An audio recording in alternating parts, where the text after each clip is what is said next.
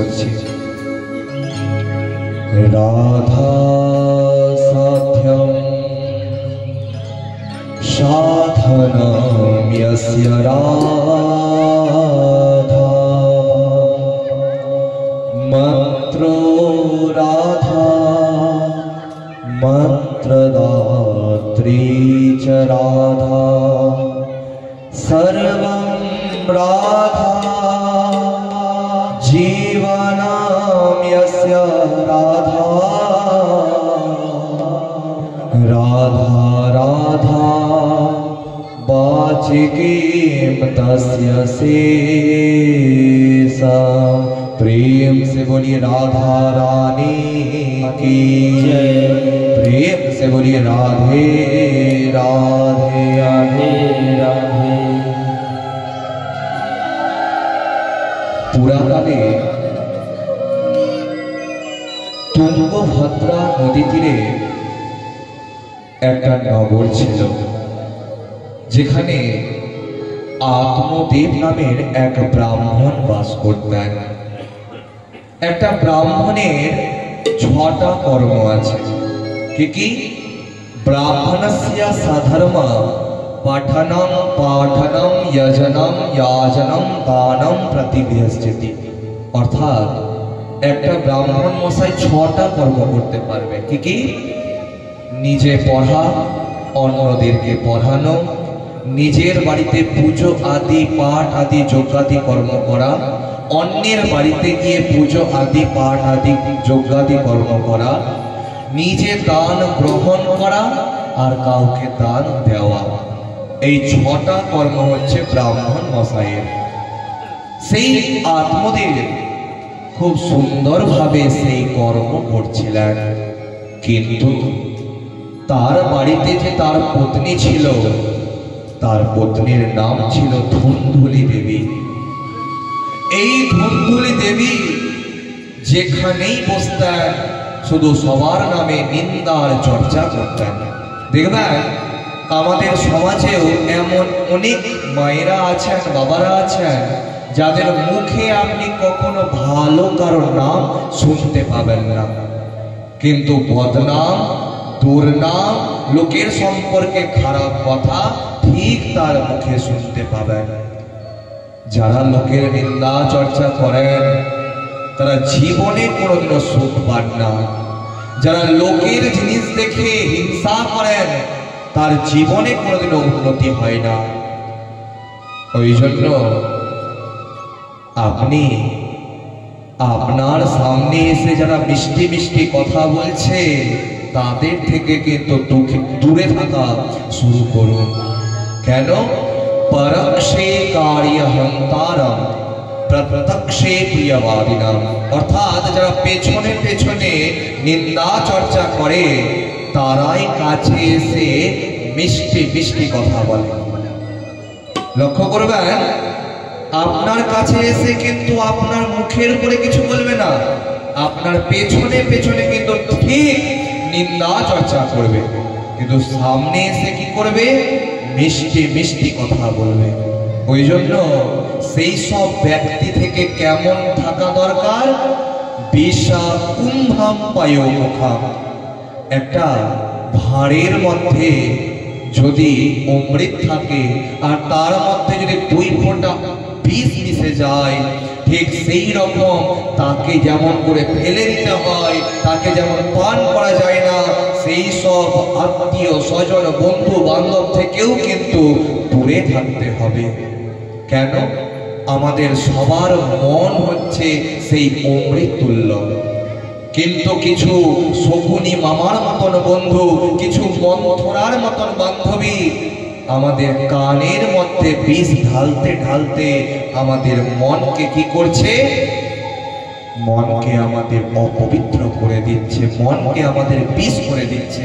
আর সেই সব ব্যক্তি, সেই সব মায়েদের থেকে কিন্তু সব সময় দূরে থাকতে হবে। আপনি নিন্দা করুন আর না করুন, যদি আপনি নিন্দা শ্রবণও করেন তবে কিন্তু আপনার পাপ হবে। তো সেই ধুন্ধুলি দেবী যেখানেই বসতেন সেখানে সবার নামে শুধু নিন্দার চর্চা করতেন। সেই জন্য তিনি যখন বাড়িতে তুলসী গাছ লাগাতেন, সেই তুলসী গাছ মারা যেত। তিনি কোনো ফুলের গাছ লাগাতেন, সেই গাছে ফুল হতো না। কোনো ফলের গাছ লাগাতেন, সেই গাছে ফল ফলতো না। লক্ষ্য করবেন, যার হাতে গাছ ভালো হয় তার কিন্তু মন খুব পবিত্র হয়। কারণ সবার হাতে গাছ বাঁচে না। আবার অনেকের হাতে হয়তো খারাপ মাটি আছে, তার মধ্যেও গাছ লাগিয়ে দিলেন, গাছ কিন্তু ঠিক বেঁচে যায়। কেন? তার মনটা পবিত্র আছে বলে। ওই জন্য অবশ্যই বাড়িতে গাছ লাগান এবং সেই গাছের, আপনার লাগানো গাছের ফুল থেকে পুজো করুন। তাতে কিন্তু আপনাকে কোথাও অন্যের গাছ থেকে ফুল নিয়ে আসার প্রয়োজন পড়বে না। ধনধুলি দেবী এতটাই খারাপ, তার বাড়িতে যে বউ মাতা ছিল তারও কোনো বাছুর টাছুর ছিল না এবং নিজেরও কোনো সন্তানাদি ছিল না। সেই জন্য তিনি বিন্দু মাত্র দুঃখ পেতেন না। সব সময় তিনি লোকের নিন্দা আর চর্চাতে মত্ত হয়ে থাকতেন। কিন্তু তার স্বামী আত্মদেব মনের মধ্যে খুব দুঃখ পেতেন এবং গোবিন্দকে সব সময় ডাকতেন, কারণ নাম ছাড়া কিন্তু গতি নাই। হরির নাম, হরির নাম, হরির নামৈব কেবলম, কলৌ নাস্তিব্য নাস্তিব্য নাস্তিব্য গতিরন্যথা। কেবলমাত্র হরিনাম, শুধুমাত্র নাম এবং কেবলমাত্র নামের মাধ্যমেই কিন্তু উদ্ধার হওয়া সম্ভব। ওই জন্য লক্ষ্য করবেন, কেউ মারা যেতে গেলেও তার সঙ্গে যে শ্মশান বন্ধুরা যায়, কি বলতে বলতে যায়? রাম নাম সত্য হ্যায়, হরি বল। সেই মৃত ব্যক্তিকে কিন্তু সেই কথা বলা হচ্ছে না। কাকে বলা হচ্ছে? যারা জীবিত অবস্থায় আছে। কারণ শাস্ত্রের মধ্যে বন্ধুর সংজ্ঞা বলে দেওয়া হচ্ছে। কি বলা হচ্ছে? যে যারা শ্মশানে যায় তারাও কিন্তু বন্ধু। উৎসবে ব্যাসানে চৈব দুর্ভিক্ষে রাষ্ট্র বিপ্লবে রাজদ্বারে শমশানে চ ইয়া তিষ্ঠতি স বান্ধবঃ। দেখবেন, কেউ যদি নেশা করে, কেউ যদি খারাপ কাজ করে, সে একা করে না, সাথে আরো বন্ধুকে নিয়ে আসে। কেউ কোনো নেশা করবে, অন্যান্য বন্ধুকে ডাকবে, আইলে। একা কিন্তু করবে না, একা তাদের ভালো লাগবে না। তো উৎসবে ব্যাসানে চাইবা। উৎসব মানে বাড়িতে যে অনুষ্ঠান হয়, বিয়ে, পৈতা, জন্মদিন, অন্নপ্রাশন ইত্যাদি। আর ব্যসন মানে হচ্ছে খারাপ গুণ। আমরা যে সকল খারাপ কাজ করি সেটা হচ্ছে ব্যসন। সমস্ত শাস্ত্রে দুই রকম ব্যসনের কথা বলা হয়েছে, একটা হচ্ছে কামজ ব্যসন, একটা হচ্ছে ক্রোধজ ব্যসন। মৃগয়াখ্যা দিবাসনা পরিবালা স্ত্রিয়া মদা তোর যাত্রিকাম বৃত্তাট্টা চ কামজ দশগণঃ। কামজ ব্যসন হচ্ছে 10 প্রকার। আর ক্রোধজ ব্যসন पैशुन्नं साहसं ईर्ष्या स्वादुषणं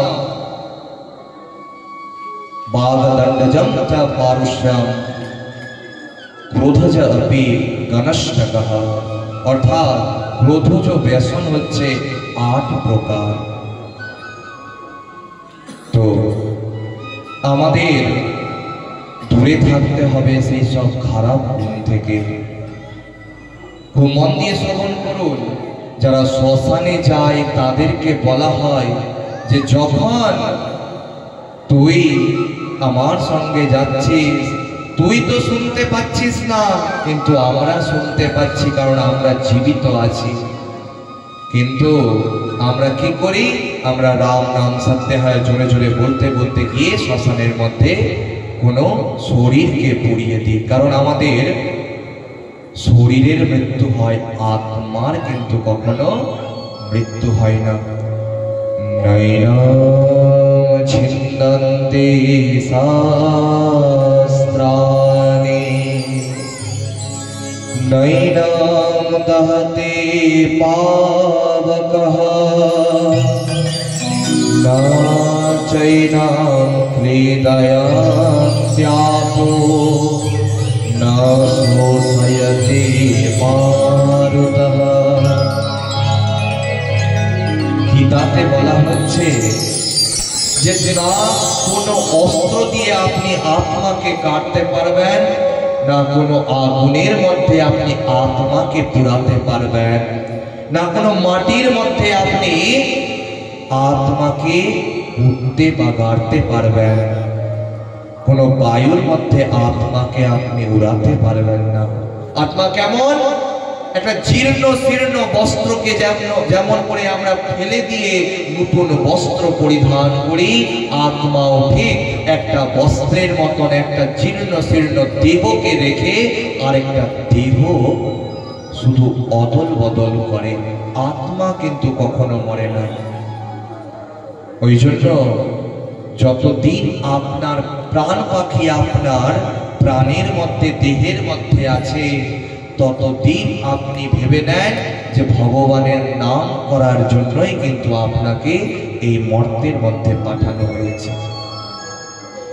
কতটুকু শরীরের মধ্যে প্রাণ থাকে?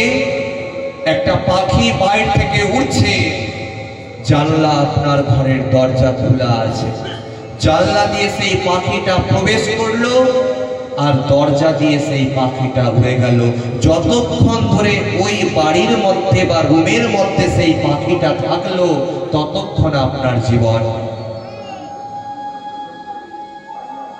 আপনার যতদিন ধরে এই প্রাণ আছে, এই আত্মা আপনার শরীরের মধ্যে আছে, ততদিনই কিন্তু আপনি হরির নাম করতে পারবেন, তাছাড়া করতে পারবেন না। ওই জন্য নিজেকে সব সময় ভগবানের নামে নিয়োজিত রাখুন, কারণ ভগবানের নাম করে যে আনন্দ আছে আর জগতে কিছু করে তা আনন্দ নাই। ওই জন্য ভগবান গোবিন্দের একটা ভজন আপনারা শ্রবণ করে নেন, তারপরে আবার আমরা কথার সামনে এগিয়ে নিয়ে যাব।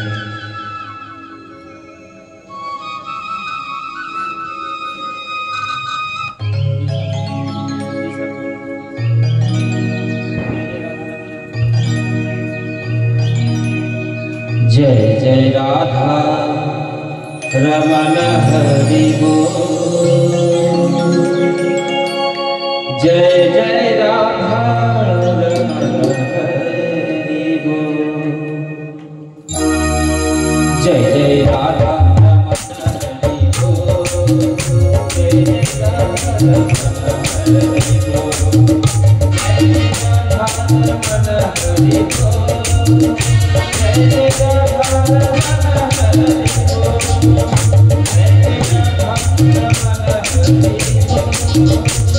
जय राधा रमण हरि बोल,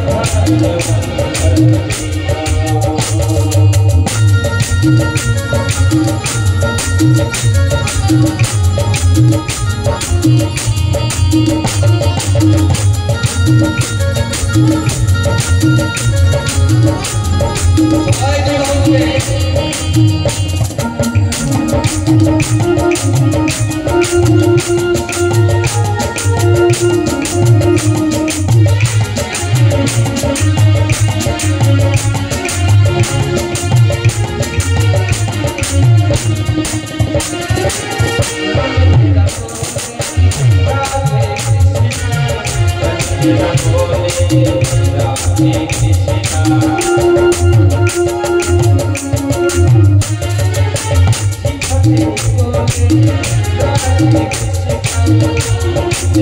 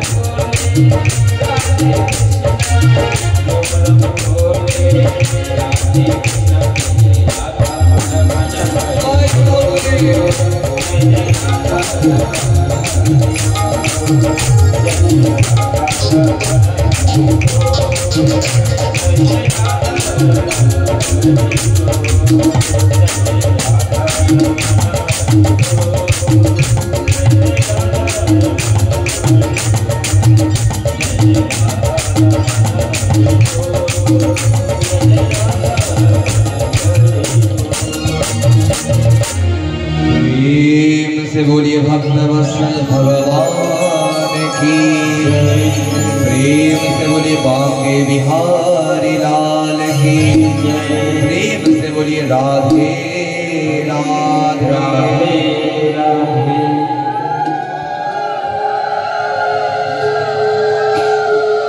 तो সেই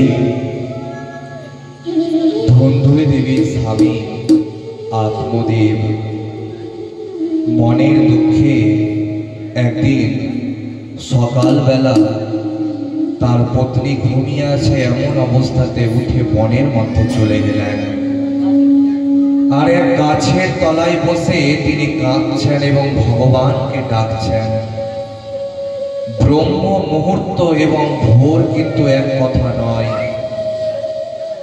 ব্রহ্ম মুহূর্ত যে আমরা বলি না, ব্রহ্ম মুহূর্তে ঘুম থেকে উঠা খুব ভালো, ব্রহ্ম মুহূর্ত আলাদা জিনিস আর ভোর আলাদা জিনিস। তো ব্রহ্ম মুহূর্ত হচ্ছে সূর্য উদয় থেকে 48 মিনিট আগে ব্রহ্ম মুহূর্ত শেষ হয়ে যায়। মানে ধরে নেন যদি 5টার সময় যদি সূর্য উদয় হয় তবে কিন্তু তার 48 মিনিট আগে কিন্তু ব্রহ্ম মুহূর্ত শেষ হয়ে যায়। শুরু কখন হয়? তার 48 মিনিট আগে থেকে। আর তার মাঝখানে 48 মিনিটই থাকে শুধু ব্রহ্ম মুহূর্ত। তো আমরা ভাবি যে ভোরবেলা ঘুম থেকে উঠলাম মানে ব্রহ্ম মুহূর্তে ঘুম থেকে উঠে গেলাম, এটা কিন্তু কখনোই ভাববেন না। এদিকে গাছের তলায় বসে তিনি কাঁদছেন, ভগবানকে ডাকছেন, গোবিন্দ আমি কি অপরাধ করেছি যে আমার এই রকম কষ্ট, এরকম দুঃখ? আমি তো কোনো অপরাধ করিনি। ভগবান ভক্তির সেই আর্তনাদ শুনে এক সন্ন্যাসীকে পাঠালেন সেখানে। সেই সন্ন্যাসী রাস্তা দিয়ে হাঁটতে হাঁটতে পাশের এক সরোবরে গেলেন জল পান করতে। জল পান করা তার যখন হয়ে গেছে, তিনি যখন ফিরে আসছেন, তার পা ধরে তখন কাঁদতে শুরু করলেন আত্মদেব নামের ব্রাহ্মণ মশাই। তখন সেই সন্ন্যাসী বলছেন, কথম রোদসি বিপ্র কাতে চিন্তাবলিয়সি বদাত্বং সত্বরাম মহ্যা তব দুঃখস্য কারণম। হে ব্রাহ্মণ মশাই, তুমি কাঁদছো কেন? তুমি যদি তোমার কাঁদার কারণটা আমাকে না বলো, তবে আমি কেমন করে বুঝবো যে তুমি কাঁদছো কেন? তুমি কান্নার কারণটা তো বলবে আমাকে। এই কথা শুনে ব্রাহ্মণ মশাই বললেন যে আমি তো কোনো অপরাধ করিনি, আমার একটা পুত্র সন্তান চাই, কৃপা করে আমাকে একটা পুত্র সন্তান প্রদান করুন। তখন ধ্যানের মধ্যে বসলেন সেই যোগী পুরুষ, সেই সন্ন্যাসী, এবং ধ্যানের মাধ্যমে জানতে পারলেন, আর সেই কথা সেই ব্রাহ্মণ মশাইকে বলছেন, শ্রীণু বিপ্র ময়াতি অদ্য প্রারব্ধং তু বিলোকিতং সপ্ত জন্মাবধি তব পুত্রো নৈব চ নৈব চ। হে ব্রাহ্মণ মশাই, আমি ধ্যানের মাধ্যমে জানতে পারলাম যে আগামী 7 জন্ম তোমার কোনো পুত্র সন্তান হবে না, হবে না। এই কথা যখন আত্মদেব শুনলেন, তার কাঁদার পরিমাণ আরো বেড়ে গেল এবং মনের মধ্যে এমন সংকল্প নিলেন, যতক্ষণ পর্যন্ত এই সন্ন্যাসী, এই যোগী পুরুষ আমাকে পুত্র সন্তান দেওয়ার আশীর্বাদ দিবেন না, ততক্ষণ তার পা ধরে আমি কাঁদতেই থাকবো, তার পা কিন্তু আমি ছাড়বো না। যোগী পুরুষ দেখলেন ইনি তো আমার পা ছেড়ে দিবেন না, তবে আমাকে আশীর্বাদটা দিতেই হবে। তখন তাকে আশীর্বাদ স্বরূপ একটা ফল হাতের মধ্যে দিলেন এবং বললেন, এই ফল যদি তুমি তোমার ধর্মপত্নীকে খাওয়াও, তার অবশ্যই ধার্মিক পুত্র সন্তান জন্মগ্রহণ করবে। সেই ফল পেয়ে খুব আনন্দিত হলেন আত্মদেব এবং দৌড়াতে শুরু করলেন নিজের বাড়ির দিকে। যখন বাড়ির সামনে এসে সে উপস্থিত হয়েছেন, চিৎকার করে ডাকছেন, ওগো শুনছো? দেখো দেখো তোমার জন্য কি নিয়ে এসেছি।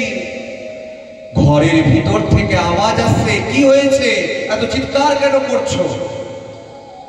দেখবেন অনেকের বাড়িতে স্বামীর গলার আওয়াজ থেকে পত্নীর গলার আওয়াজ হয় অনেক বেশি। পত্নী মনে করে যে আমি আমার স্বামীকে আঁচলের মধ্যে বেঁধে রেখেছি, আমি যেটা বলবো আমার স্বামী সেটাই শুনবে। একটা পরিবারে কখনোই কিন্তু কারো আধিপত্য বেশি থাকলে সংসার কখনো সুখী হয় না। না স্বামীর যদি অধিকার বেশি থাকে, না পত্নীর যদি অধিকার বেশি থাকে, দুজনকে সমান থাকতে হবে, সমান মর্যাদা দিতে হবে, তবেই কিন্তু সংসার সুখী হবে। যতটা পরিমাণে তার স্ত্রী স্বামীকে ভালোবাসবে, ততটাই পরিমাণে স্বামীকেও স্ত্রীকে ভালোবাসতে হবে, তবেই পরিবার সুখী হবে। ধুন্দুরি দেবী চিৎকার করে বার হলেন, দেখছেন হাতের মধ্যে তার স্বামী একটা ফল নিয়ে দাঁড়িয়ে আছেন। আচ্ছা, তুমি এক সকালে বের হয়েছো আর এখন ঢুকছো এত দেরি করে, আমার বাড়িতে কি ফলের অভাব আছে যে তুমি একটা ফল নিয়ে এসে উপস্থিত হয়েছো? আত্মদেব তখন বলছেন, এই ফল কোনো সাধারণ ফল নয়, এই ফল খেতে গেলে তোমার পুত্র সন্তান জন্মগ্রহণ করবে। তুমি এই ফলটা হাতের মধ্যে নাও, আমার একটু কাজ পড়েছে, আমি কাজ করে আসছি। ফলটা হাতের মধ্যে নিয়ে বাড়ির বারান্দার মধ্যে ধুন্দুলি দেবী বসেছেন আর চিন্তা করছেন ফলটা আমি খাবো কি খাবো না। অমন সময় তার এক বান্ধবী এসে উপস্থিত হয়েছে। বান্ধবী এসেছে, বান্ধবীকে সই বলা হয়। কি বলা হয়? সই। বান্ধবী দেখছেন তার বান্ধবীর মনের মধ্যে চিন্তা। বান্ধবী তখন বলছেন, কি ব্যাপার, তোকে তো কোনোদিনও চিন্তায় থাকতে দেখিনি, কারণ সব দিন তো তুই লোককে চিন্তা দিয়ে এসেছিস, আজ তুই চিন্তিত অবস্থায় কেন? দেখেন, দেখ দেখ, এই যে ফলটা আমার হাতে দেখতে পাচ্ছিস, আমার স্বামী আমাকে দিয়েছে আর বলেছে এই ফল খেতে গেলে নাকি আমার পুত্র সন্তান হবে। আচ্ছা তুই বলতো, ফল খেতে গেলে কি কখনো পুত্র সন্তান হয়? তখন তার বান্ধবী বলছেন, সেই দিনের কথা চিন্তা কর, যেই দিন তোর স্বামী তোকে বিবাহ করতে গেছিল। লক্ষ্য করবেন, মেয়ের হাতের উপরে ছেলের হাত রেখে মেয়ের বাবা কি করে? কন্যাকে সম্প্রদান করে এবং ওই সময় বলে, এত দিন থেকে আমার মেয়ের সমস্ত দুঃখ কষ্টের ভার ছিল আমার উপরে, আমি সেই ভারকে আমি তোমার হাতে অর্থাৎ মেয়ের স্বামীর হাতে তুলে দিচ্ছি। আর যে স্বামী দুঃখ কষ্ট এবং আজীবনের ভার নিয়ে তোকে বিয়ে করে নিয়ে এসে তার একটা কথা তুই শ্রবণ করতে পারছিস না। এই কথা শুনে ধুন্দুলি দেবী বললেন যে এই ফল যদি খাই আর গ্রামে, আমাদের গ্রামে নগরে যদি কোনো ডাকাত ডাকাতি করতে আসে, তবে তো আমি গর্ভের মধ্যে সন্তান নিয়ে পালাতেই পারবো না। চিন্তা করুন। আর বলছেন, আমি শুনেছি যে গর্ভের মধ্যে যখন সন্তান আসে মানুষ খাওয়া দাওয়া বেশি করতে পারে না, মানুষ দুর্বল হয়ে যায়, এই জন্য আমি এই ফলটা খাবো না। আর সুখদেবের মতন যদি তার মায়ের গর্ভে 16 বছর যদি থেকে যায় আমার গর্ভে, এই জন্য আমি এই ফলটা খাবো না। তার বান্ধবী সেখান থেকে বেরিয়ে চলে গেলেন। ঠিক কিছুক্ষণ পর তার বোন এসেছে, ধুন্দুলি দেবীর বোন এসে বলছে, দিদি তোকে খুব চিন্তিত মনে হচ্ছে, তুই এত চিন্তায় কেন আছিস? যারা পেছনে দাঁড়িয়ে আছেন তাদের উদ্দেশ্যে বলি, আপনারা সবাই কিন্তু বসে পড়ুন, দাঁড়িয়ে পাঠ শ্রবণ করতে হয় না। আর যাদের কোমরে বা হাঁটুতে ব্যথা আছে তারাই শুধু চেয়ারের মধ্যে বসুন, খুব মন দিয়ে শ্রবণ করুন।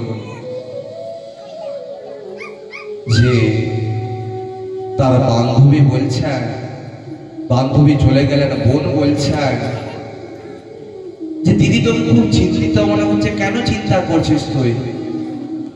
তখন তার দিদি বলছেন, ধুন্দুলি দেবী বলছেন, দেখ না আমার হাতের মধ্যে ফলটা যে দেখতে পাচ্ছিস, এই ফলটা আমার স্বামী দিয়েছে আর বলেছে এই ফল খেতে গেলে আমার পুত্র সন্তান হবে।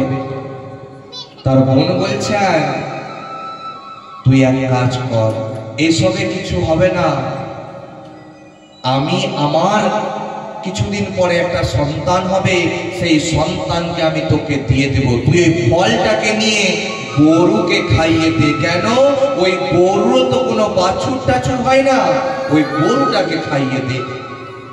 আমাদের সমাজের মধ্যেও কিন্তু এমন অনেক মায়েরা এবং বাবারা আছেন যারা বাড়ির লোকের কথা শুনেন না, ওই বাড়ির পাশের লোকের কথাটা শুনবেন। কিন্তু একটা কথা মাথায় রাখবেন, আপনার সুখ, আপনার পরিবারের সুখ কখনো বাইরের লোক চায় না। ওই জন্য বাড়ির কথা কখনো বাড়ির বাইরে বলতে নাই। আজ শ্রী রামচন্দ্র ভগবানকে 14 বছরের জন্য বনবাসে যেতে হয়েছে ওই বাইরের লোকের কথা শুনে। আজ মহাভারত হয়েছে একমাত্র বাইরের লোকের শকুনি মামার কথা শুনে। কিন্তু আমরা ওই বাইরের লোকের কথা শুনতে খুব ভালোবাসি। না, সেই লোক বলছে মানে সে ঠিকই বলছে, এইটাই করব, এটাই ঠিক। নিজের সন্তানকে তার পিতা বলছে, বাবা বলছে, কোনো কথা সে শুনবে না, ওই বাড়ির পাশের কাকু জেঠুর কথা শুনবে। তবে কিন্তু কখনোই সেই সন্তান মানুষ হবে না। ওই জন্য সন্তানকে মানুষ করার কথাও কিন্তু শাস্ত্রের মধ্যে বলে দেওয়া হচ্ছে। লালয়েত পঞ্চবর্ষাণি দশ বর্ষাণি চ তারে প্রাপ্তে ষোড়শে বর্ষে পুত্র মিত্রবৎ আচরে। একটা সন্তানের যখন 5 বছর অবধি বয়স থাকবে তখন আপনি তাকে লালন পালন করুন, যেটা করছে করতে দেন। কিন্তু সেই সন্তানের ছেলে হোক বা মেয়ে হোক, তার যখন 5 থেকে 15 বছর বয়স হবে তার মধ্যে আপনাকে ডিসিপ্লিনের মধ্যে রাখতে হবে। কোথায় যাচ্ছে, কি করছে, কার সাথে মিশছে, তাকে কিন্তু চোখে চোখে রাখতে হবে। কিন্তু একটা সন্তান তো তার মায়ের কাছে যতই বড় হয়ে যাক না কেন, বাবার কাছে যতই বড় হয়ে যাক না কেন, তার কাছে ছোটই থাকে, কিন্তু বয়সটা কিন্তু ছোট থাকে না।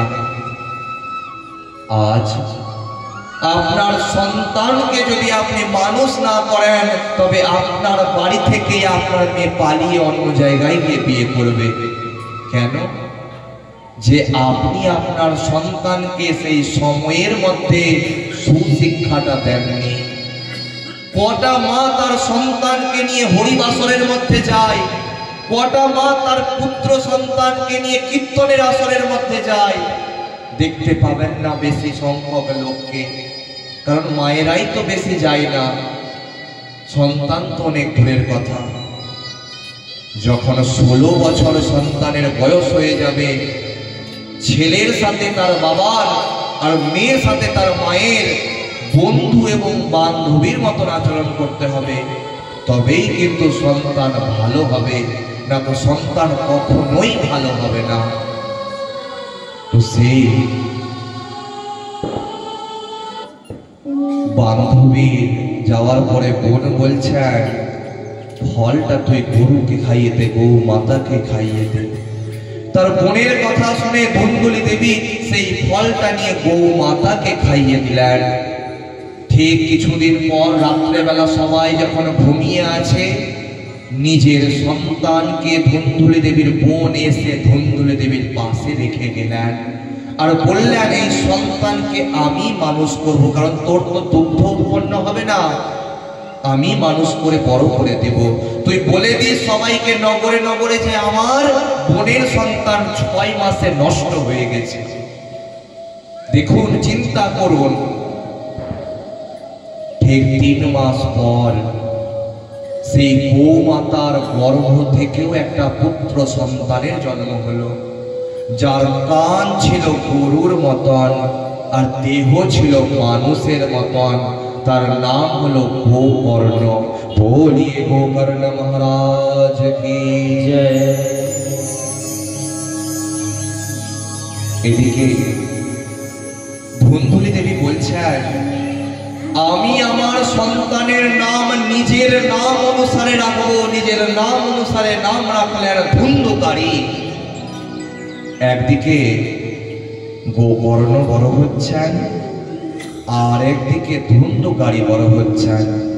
কিয়াত কালেন তৌ জাতৌ তরুণ্যৌ তনয়া বুভৌ গোকর্ণ পণ্ডিত জ্ঞানে অন্ধকারে মহাখিলা।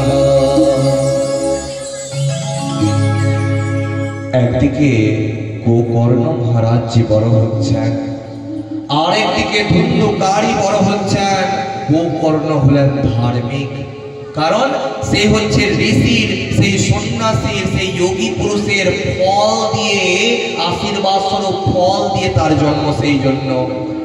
আর এদিকে ধুন্ধুকারী হলেন অধার্মিক, এতটাই অধার্মিক যে কোনো ছোট বাচ্চা যখন দেখছে খেলাধুলা করতে, তখন তাকে কোলে করে নিয়ে কুয়ার মধ্যে ফেলে তাকে মেরে ফেলছে। কোনো খড়ের চাল দেওয়া বাড়ি যখন দেখছে, সেই বাড়ির মধ্যে আগুন ধরিয়ে দিচ্ছে, বাড়ির লোককে পুড়িয়ে মারছে। কিন্তু তার মা একবারও বিরোধ করছে না। শেষে জুয়া খেলা শুরু করলেন কে? এই ধুন্ধুকারী। আর বাড়ির ভিটা মাটি পর্যন্ত বিক্রি করালেন। সুসন্তান যদি বাড়িতে জন্ম হয়, আপনাকে কুড়ে ঘর থেকে গিয়ে দালান বাড়িতে নিয়ে যাবে। আর যদি আপনার গর্ভে কুসন্তান হয়, সুসন্তান হতে গেলে আপনাকে ভালো জায়গায় নিয়ে যাবে। কুসন্তান যদি হয়, তবে আপনার যেটা বাড়ি আছে, সেই বাড়িটা থেকেও কিন্তু আপনাকে ঘাড় ধাক্কা দিয়ে বের করে দিবে। ওই জন্য সন্তানকে সময় থাকতেই কিন্তু মানুষ করুন। তখন আত্মদেব বলছেন, বান্ধত্বং তো সমীচীনা ও পুত্রা দুঃখদায়কঃ। আমরা বলি না যে খারাপ সন্তানের থেকে নিঃসন্তান অনেক ভালো। যদি আমার গর্ভে যদি খারাপ সন্তান থাকে, তার থেকে যদি সন্তান না হয়, তা কিন্তু অনেক গুণ ভালো। সেটা বললেন কে? এই আত্মদেব নামের ব্রাহ্মণ মশাই। যে আমি পুত্র সন্তান করে ভগবানের কাছে চাইতাম, আর ভগবান আমাকে এমন পুত্র সন্তান দিল যে আমি কারো কাছে মুখ দেখাতে পারছি না। সন্তানকে এমন হতে হবে যে তার পিতা মাতা তার সন্তানের নামটা অন্য কারো কাছে বলার সময় যাতে গর্ব অনুভব করে যে না, ওই ছেলেটাই বা ওই মেয়েটাই হচ্ছে আমার সন্তান।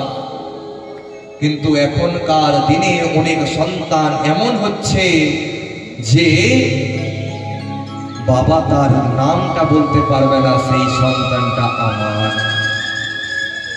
সেই সন্তান থাকার থেকে না থাকা অনেক গুণ ভালো। শেষে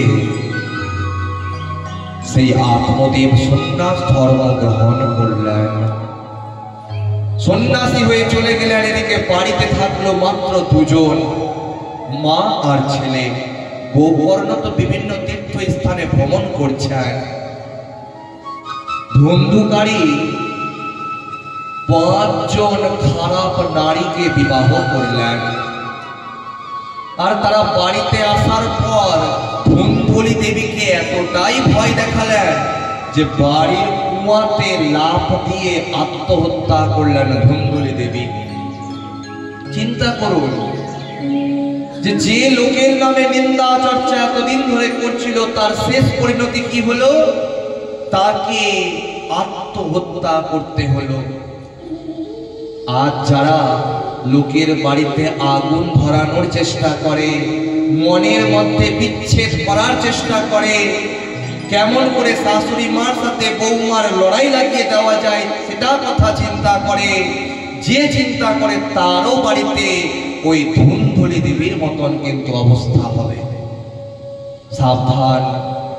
ওই জন্যই আমরা কিন্তু এই ভাগবত পাঠ, এই কীর্তনের আসরে আমরা কিন্তু উপস্থিত হই, কারণ এই ভাগবত পাঠ হচ্ছে কল্পতরু।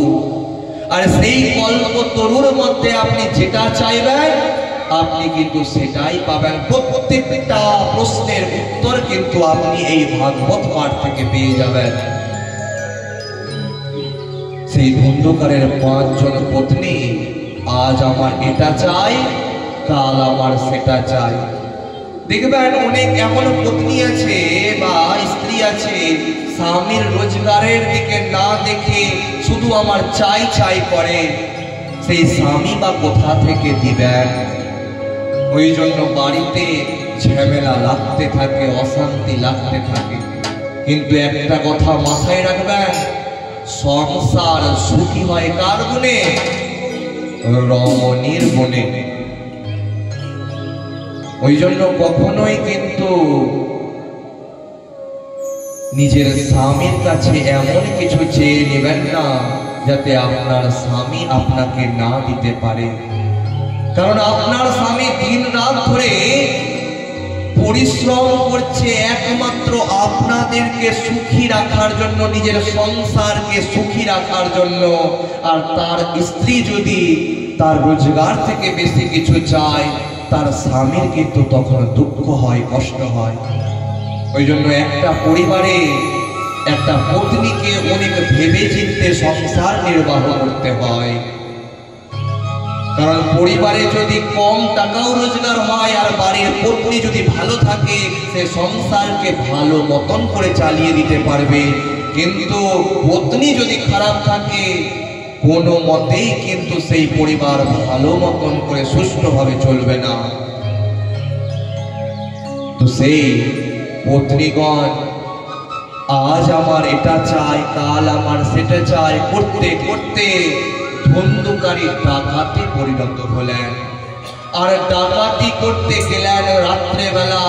অনেক শাড়ি, বস্ত্র, সোনা দানা, মণি মাণিক্য ইত্যাদি ডাকাতি করে নিয়ে এলেন।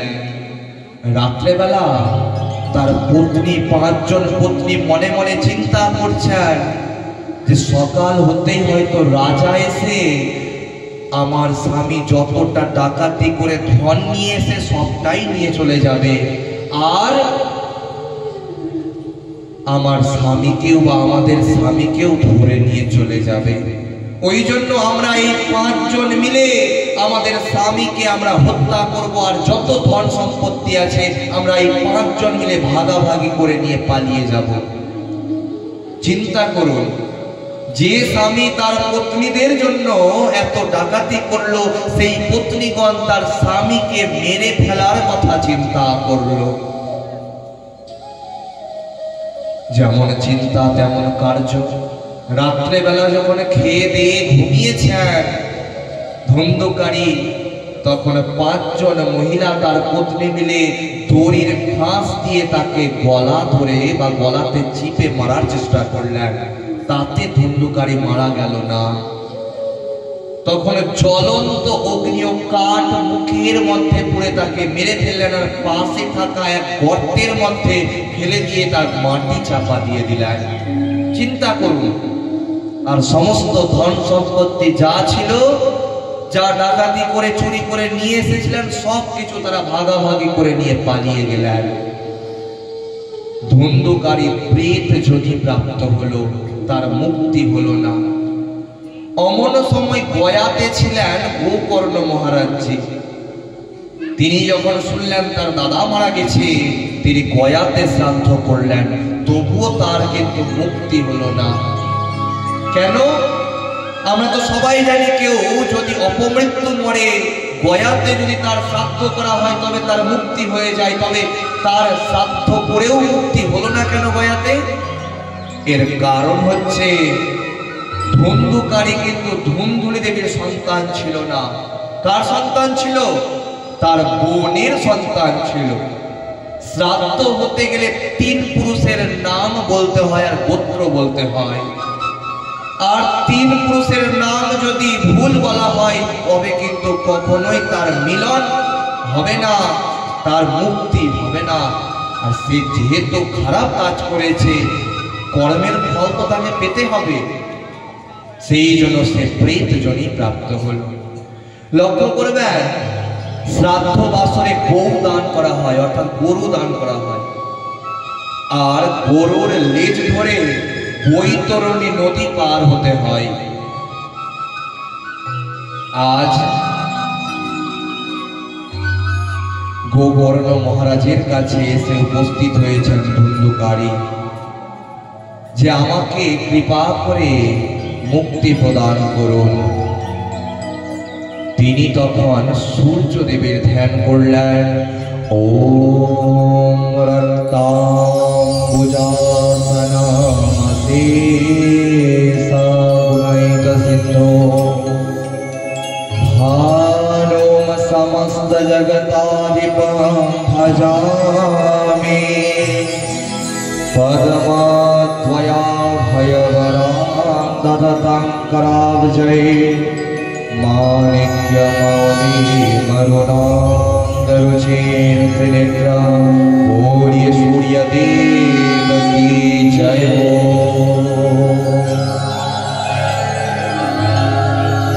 सूर्यदेव से उपस्थित হলেন এবং সূর্যদেব বললেন, যদি 7 দিন ধরে ভাগবত পাঠ শ্রবণ করানো যায় সেই ধুন্ধুকারীর আত্মাকে, তবে তার কিন্তু মুক্তি হবে। শ্রীমদ্ভাগবতান মুক্তি শব্দাহং বাচনম কুরু। গঙ্গা নদী তীরে 7 দিন ভাগবত পাঠের আয়োজন করা হলো। অনেক ভক্তরা এসে উপস্থিত হলেন সেই পাঠের মধ্যে। লক্ষ্য করবেন, কোথাও কিন্তু 7 দিনের যদি পাঠ হয় কোনো গ্রামে, সমস্ত ভক্ত কিন্তু 7 দিন ধরে যায় না। দেখবেন ওই জন্য শেষের দিন ভিড়টা কিন্তু দেখতে বেশি পাবেন। কেন? সেদিন হয়তো খিচুড়ির ব্যবস্থা করা হয়েছে। সব ভক্ত হচ্ছে খিচুড়ির ভক্ত বা খিচুড়ির প্রসাদ খাওয়ার ভক্ত। দেখবেন সব থেকে বেশি ভিড় কিন্তু শেষের দিন হবে 7 দিনের যদি পাঠ হয়। কেন? বাড়িতে রান্না করতে হবে না, পাঠও শুনে নেব একটু, আর খিচুড়িটা খেয়েও বাড়ি আসতে পারবো। তো সেই ভক্তের কোনো দাম নেই। তো সেই 7 দিন ধরে পাঠ হলো। সেখানে উপস্থিত হয়েছেন ধুন্ধুকারীর আত্মা। কিন্তু বায়ুর এতটা প্রভাব বা প্রকোপ যে সেই ধুন্ধুকারীর আত্মা সেখানে বসে শ্রবণ করতে পারছেন না ভাগবত কথা। পাশে ছিল একটা বাঁশ পোতা, আর সেই বাঁশের মধ্যে 7টা পোড় ছিল। পোড় মানে হচ্ছে গাঁট। বাঁশের মাঝখানে মাঝখানে গাঁটগুলো থাকে না, 7টা গাঁট ছিল। একটা ফুটোর মধ্য দিয়ে সেই ধুন্ধুকারীর আত্মা বাঁশের মধ্যে প্রবেশ করলেন এবং 7 দিন ধরে পাঠ শ্রবণ করলেন। একদিন একদিন পাঠ হচ্ছে, এক একটা পোড় এক একটা গাঁটগুলো ফেটে ফেটে যাচ্ছে বাঁশের। 7 দিন পাঠ হলো, বাঁশটা চৌচির হয়ে গেল। সেখান থেকে ধুন্ধুকারীর আত্মা বের হলেন। বৈকুণ্ঠ থেকে একটাই মাত্র পুষ্পক রথ এলো, আর কারো জন্য কোনো ভক্তদের জন্য কিন্তু এলো না। আর সেই পুষ্পক রথে করে গিয়ে চলে গেলেন কোথায়? বৈকুণ্ঠ ধাম ধুন্ধুকারী। কিন্তু মনের মধ্যে চিন্তা লেগে থাকলো কার?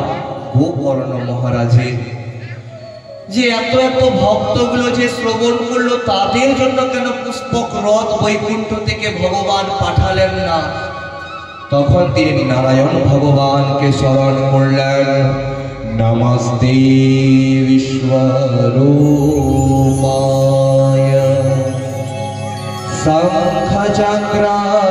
শঙ্খচক্রধরায় চ পদ্মনাভায় দেবায় ঋষিকাপতये নমঃ। নমানন্ত স্বরূপায় ত্রিগুণাত্মা বিভাসিনে। ओम श्री श्री नारायणाय नमो नमः। बोलिए नारायण भगवान की जय। नारायण भगवान এসে উপস্থিত হলেন।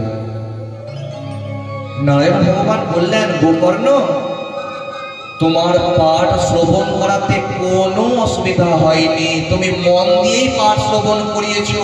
কিন্তু যতগুলো ভক্ত পাঠ শ্রবণ করেছে তারা কিন্তু মন দিয়ে পাঠ শ্রবণ করেনি। এই যে এই গ্রামে আমি পাঠ করতে এসেছি, আমি পাঠের শুরুতেই বলেছি এক পাঠের ক্ষেত্রে কিন্তু তিন ধরনেরই কিন্তু শ্রোতা থাকবে। আমি বলি আর না বলি, একটা হচ্ছে শ্রোতা, যে নিজেও শুনবে না আর অন্য কাউকে শ্রবণ করতে দিবে না, গল্প করবে।